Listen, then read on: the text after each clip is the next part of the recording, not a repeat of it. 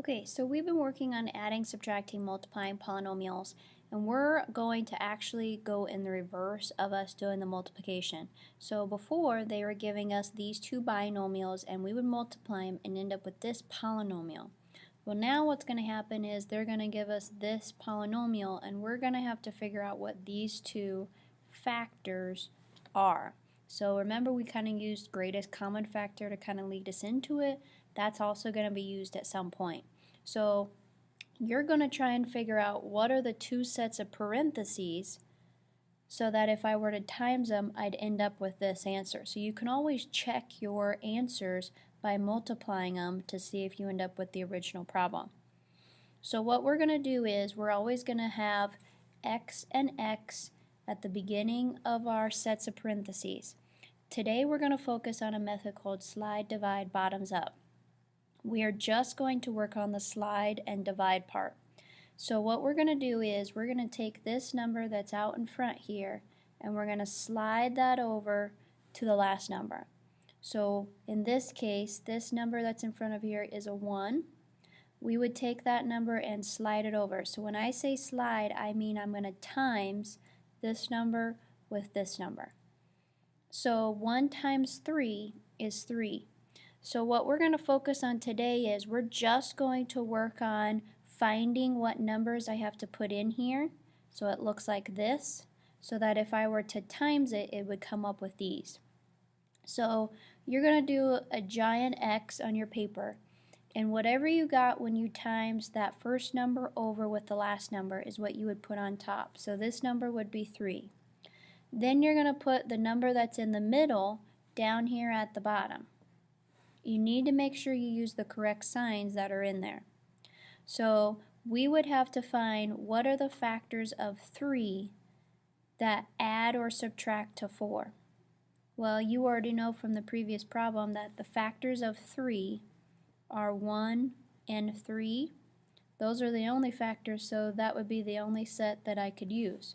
So if I add 1 and 3, that does give me 4.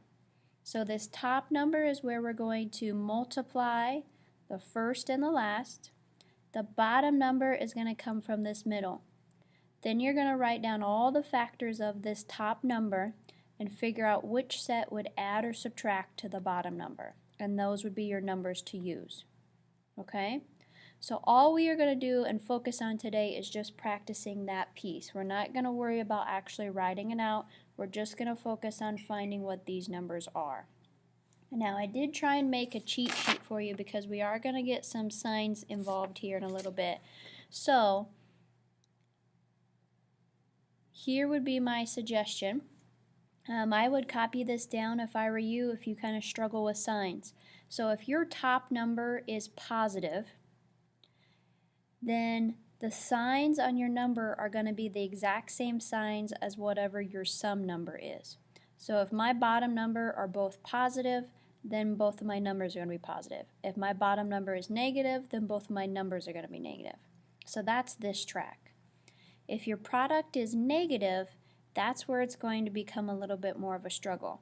So if my product is negative, then depending on the sign on that bottom number, will depend on where you put that sign on the bigger number.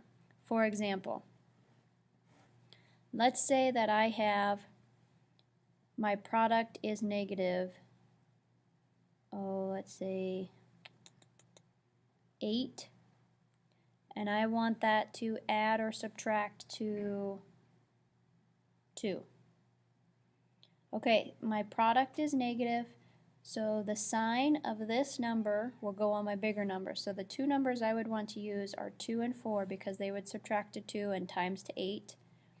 Then what I would do is I would put this sign over here, and then this sign over here would be negative. So I would have different signs to put in there. So if you are struggling following what I'm trying to say, I wrote down all of our sign addition rules. So if you remember, when I'm multiplying, if I times two positives, it's positive. If I times two negatives, it's positive. If my signs are different, then my end result will be negative. So my addition rules are different. If I add two positives, it's positive. If I add two negatives, this case it stays negative. The different signs depends on where you put the sign on the bigger number. So what I'm trying to get at is we are just practicing trying to find these numbers. So if it sounds confusing at first, we just need some practice and then it will sound a little bit better. So let's come over here to your worksheet. Okay. So here is my original problem, 9 and negative 6. We want to list out all the factors of 9. So I listed out over here, 1 and 9 are factors, 3 and 3 are factors, all of those times to 9. I want to figure out which set will add or subtract to 6. Well, 1 plus 9 is 10, 9 minus 1 is 8, so neither one of those are 6. 3 plus 3 is 6, so that automatically hits where I need to go, so I would use 3 and 3. Now if you remember from my sign rules, my product was positive, so that means that my sum is going to be the same sign as my sum. So my bottom number was negative, so that means that both of these have to be negative. Okay, let's try another one. So on this next one, I have positive 4 for my top number. So I list all of the factors for positive 4. 1 and 4, 2 and 2. I need to find which set will add or subtract to 4. Well, 1 plus 4 is 5. 4 minus 1 is 3. Neither one of those work. 2 plus 2 is 4, which is why I want to use 2 and 2.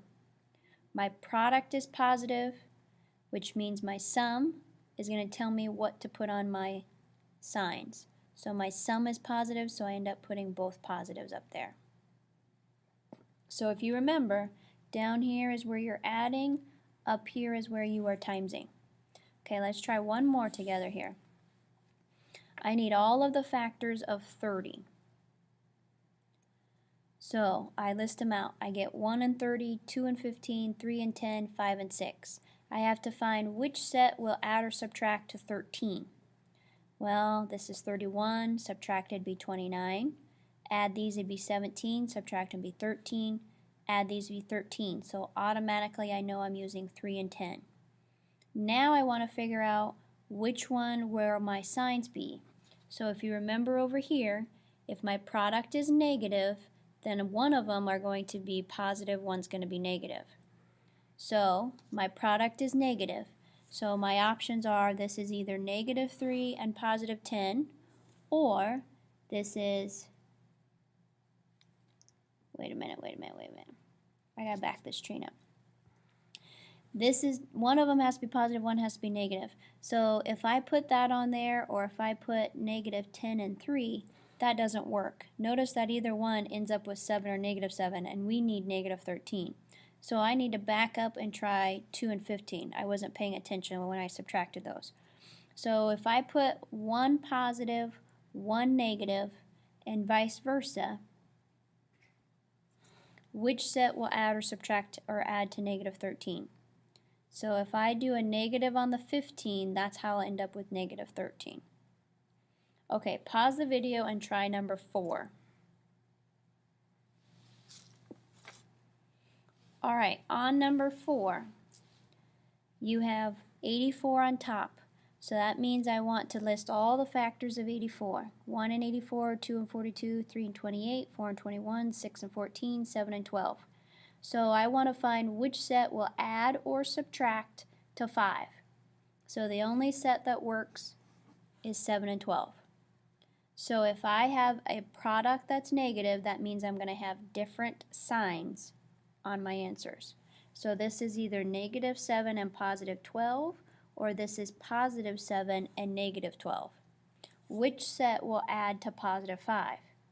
This set here. So that's why I use a negative 7 and a positive 12. Okay, pause the video again and try number 5.